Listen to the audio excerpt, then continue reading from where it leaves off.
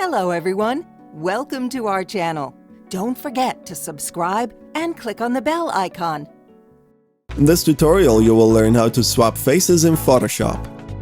In this tutorial, we'll show you the general way of swapping a face and using Auto Blend Layers feature.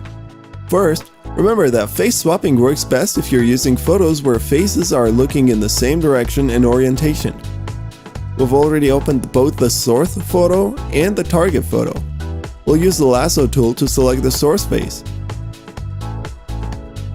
Let's copy this and paste it on the target file. Resize and position it to where the real face of the target photo is, using Free Transform tool. Shortcut is Command T. When done, double-click on the image to exit Free Transform tool. You can also lower the layer opacity to make it easier to match the new face to the target's face's eyes and mouth. When done, bring the opacity back up. Now to match the new face's colors to the target photo. Hold Command and click on the face layer thumbnail. This will create a marquee selection around the face. Now go to Image, Adjustments, Match Color. Under Source, select the name of the document that we're working in, and select the background layer below. The reason for creating a marquee selection is so that Photoshop matches the colors using that part of the background. You can play with the settings to get a better color match. Now to finally blend in the body and the face. Let's duplicate the background layer and call it Body. Disable the background layer. Let's select the face again by holding Command and clicking on the thumbnail.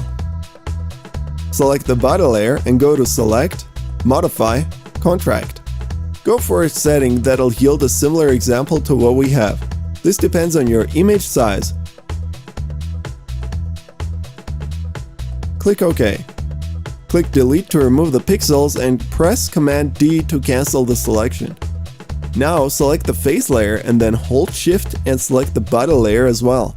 And then go to Edit and click Auto Blend Layer.